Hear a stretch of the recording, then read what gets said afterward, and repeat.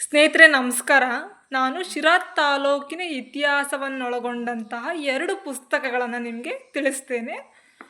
ಒಂದು ಶಿರಾ ತಾಲೂಕು ದರ್ಶನ, ಮತ್ತೊಂದು ಶಿರಾ ತಾಲೂಕು ಸ್ಮಾರಕಗಳು ಹಾಗೂ ಶಾಸನಗಳು. ಈ 2 ಪುಸ್ತಕಗಳನ್ನು ಬರೆದಿರೋ ಅಂಥವರು ಡಾಕ್ಟರ್ ಎನ್ ನಂದೀಶ್ವರ್ ಸರ್.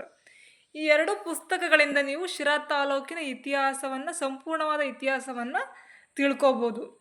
ಈ ಶಿರಾ ತಾಲೂಕು ದರ್ಶನ ಈ ಪುಸ್ತಕದಲ್ಲಿ ಏನೆಲ್ಲ ಅಡಕವಾಗಿದೆ, ಏನೆಲ್ಲ ವಿಶೇಷ ಅಂಶಗಳನ್ನು ಹೊಂದಿದೆ ಅಂದರೆ, ಶಿರಾ ಶಿರಾ ತಾಲೂಕಿನ ಭೌಗೋಳಿಕ ಪರಿಸರ ಅಂದರೆ ಶಿರಾ ತಾಲೂಕಿನ ವಿಸ್ತೀರ್ಣ, ಶಿರಾ ತಾಲೂಕಿನಲ್ಲಿರುವಂತಹ ಗ್ರಾಮಗಳು, ಹೀಗೆ.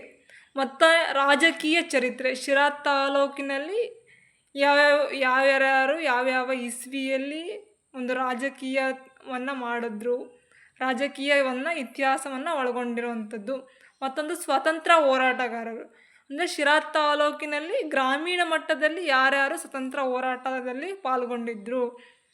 ಸ್ವತಂತ್ರ ಹೋರಾಟ ಯಾವುದೇ ಪುಸ್ತಕದಲ್ಲಿಲ್ಲ ಸ್ವತಂತ್ರ ಹೋರಾಟಗಾರರ ಬಗ್ಗೆ, ಬಟ್ ಈ ಪುಸ್ತಕದಲ್ಲಿ ಅಂತಹ ಸ್ವತಂತ್ರ ಹೋರಾಟಗಾರರನ್ನು ಗುರುತಿಸಿ ಬರೆದಿದ್ದಾರೆ. ನಿಜಕ್ಕೂ ಶಿರಾ ತಾಲೂಕಿನ ಭೌಗೋಳಿಕ ಪರಿಸರ, ರಾಜಕೀಯ ಚರಿತ್ರೆ ಮತ್ತು ಸ್ವತಂತ್ರ ಹೋರಾಟಗಾರರು ಯಾವುದೇ ಪುಸ್ತಕದಲ್ಲಿ ನಮೂದಾಗದೇ ಇರುವಂತಹ ಗ್ರಾಮೀಣ ಮಟ್ಟದ ಸ್ವತಂತ್ರ ಹೋರಾಟಗಾರರ ಬಗ್ಗೆ ನೀವು ಈ ಪುಸ್ತಕದಲ್ಲಿ ತಿಳ್ಕೊಬೋದು. ಸಾಮಾಜಿಕ ಜೀವನ ಅಂದರೆ ಶಿರಾ ತಾಲೂಕಿನ ಜನಜೀವನ ಹೇಗಿತ್ತು, ಅವರು ದವಸ ಧಾನ್ಯಗಳನ್ನು ಯಾವ್ಯಾವ ಧಾನ್ಯಗಳನ್ನು ಬೆಳೀತಾ ಇದ್ದರು, ಶಿರಾ ತಾಲೂಕಿನಲ್ಲಿ ಇರುವಂತಹ ಗ್ರಾಮಗಳ ಬಗ್ಗೆ ಯಾವ್ಯಾವೆಲ್ಲ ಗ್ರಾಮಗಳಿವೆ, ಯಾವ ಊರಲ್ಲಿ ಯಾವ್ಯಾವ ದೇವಸ್ಥಾನಗಳಿವೆ, ಶಿರಾ ತಾಲೂಕಿನಲ್ಲಿರುವಂತಹ ವಿಶೇಷವಾದ ಪುರಾಣ ಸ್ಥಳಗಳು, ಪೌರಾಣಿಕ ಹಿನ್ನೆಲೆ ಉಳ್ಳಂತಹ ದೇವಸ್ಥಾನಗಳ ಬಗ್ಗೆ ಮತ್ತು ಹಲವಾರು ವಿಚಾರಗಳನ್ನು ಈ ಶಿರಾ ತಾಲೂಕು ದರ್ಶನ ಪುಸ್ತಕದಿಂದ ನೀವು ತಿಳ್ಕೊಬೋದು.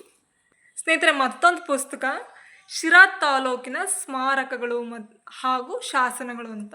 ಈ ಪುಸ್ತಕದಲ್ಲಿ ಏನಪ್ಪ ವಿಚಾರಗಳನ್ನು ತಿಳ್ಕೊಬೋದು ಅಂದರೆ ಈ ಸ್ಮಾರಕಗಳು ಹಾಗೆ ಶಾಸನಗಳು ಅಂದರೆ ಯಾವುದಾದ್ರೂ ಒಂದು ವಿಶೇಷ ದಿನ ಅಥವಾ ವ್ಯಕ್ತಿಗೆ ಸಂಬಂಧಪಟ್ಟಂತೆ ಅದರ ಗುರ್ತಿಗಾಗಿ ನೆಟ್ಟಿರುವಂತಹ ಕಂಬ ಆಗಿರ್ಬೋದು, ಸ್ತಂಭ ಅಥವಾ ಒಂದು ಕಟ್ಟಡ, ಇಂಥವನ್ನ ಗುರ್ತಿಗೆ ನೆಟ್ಟಿರುವಂಥದ್ದು ಒಟ್ಟಾರೆಯಾಗಿ ಅದನ್ನು ನಾವು ಸ್ಮಾರಕಗಳು ಅಂತ ಕರಿತೀವಿ. ಅಂದರೆ ಎಲ್ಲ ಸ್ಮಾರಕಗಳು ಪ್ರಮುಖವಾದರೂ ಕೆಲವೊಂದು ಸ್ಮಾರಕಗಳ ಬಗ್ಗೆ ಈ ಪುಸ್ತಕದಲ್ಲಿ ತಿಳಿಯಪಡಿಸಿದ್ದಾರೆ. ಅಂತಹ ಸ್ಮಾರಕ ಮತ್ತು ಶಾಸನಗಳನ್ನು ನಾವು ಕಾಪಾಡುವಂಥದ್ದು ಎಲ್ಲ ನಾಗರಿಕರ ಕರ್ತವ್ಯ.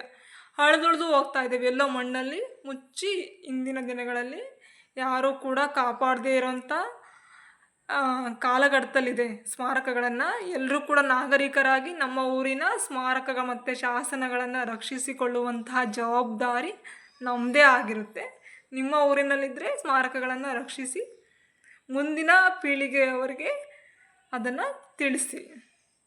ಈ 2 ಪುಸ್ತಕಗಳನ್ನು ನಿಮ್ಮೆಲ್ಲರಿಗೂ ಪರಿಚಯ ಮಾಡಿಕೊಟ್ಟಿದ್ದೀನಿ. ಐ ಹೋಪ್ 2 ಪುಸ್ತಕಗಳಿಂದ ನಿಮಗೆ ಒಳ್ಳೆಯದಾಗುತ್ತೆ ಅನಿಸುತ್ತೆ. Thank you so much. Thank you for watching.